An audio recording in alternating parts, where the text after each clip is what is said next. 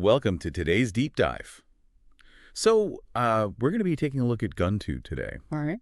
And we have this Daily Beast article that someone sent us in. Yeah. I mean, this is something else. YouTube is like really coming down on this online community. Yeah, it's interesting, we talk about content moderation and, the creator economy, and it's like, this is where the rubber meets the road, you know what I mean? Absolutely. It's like, how do these things intersect? And this is a really, prime example. It's a really a fascinating and complicated situation. So for those who maybe haven't stumbled across GunTube before, can you kind of set the stage? What is GunTube?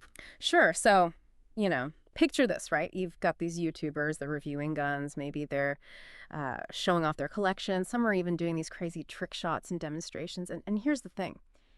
Millions of people are watching this stuff. Wow. We're talking millions of views, sponsorships, ad revenue. A whole industry has sprung up around it. It's like its own little, its own world. And this Daily Beast article really digs into how YouTube is trying to change things. Yeah, and this isn't, their first rodeo. YouTube's had policies about gun content for a while now, right? Like, you can't just sell guns on the platform. Right, makes sense. And there's been this ban on videos that show you how to make a firearm. But this feels different. It's like they're tightening the screws. Like, the article specifically called out these new restrictions on videos showing how to remove gun safety devices. Oh, wow. And they're limiting content about automatic weapons. It's getting a lot harder for these gun tubers to, do their thing. And it sounds like those changes are hitting some of these creators right where it hurts. Oh, yeah.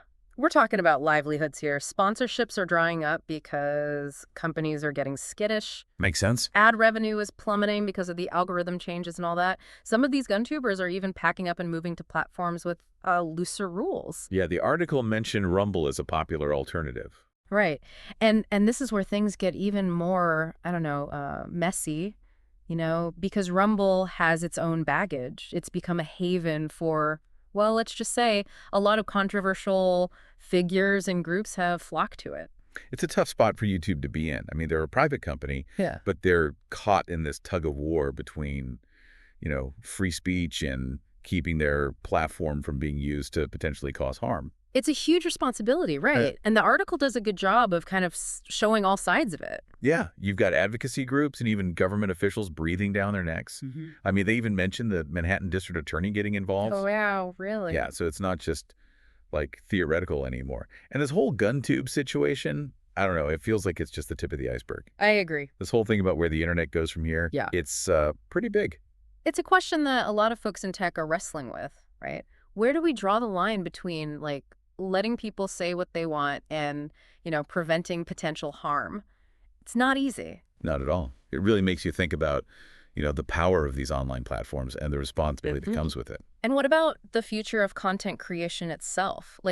Will we see even more of this splintering with different communities flocking to platforms that align with their specific values, even if those values are, outside the mainstream?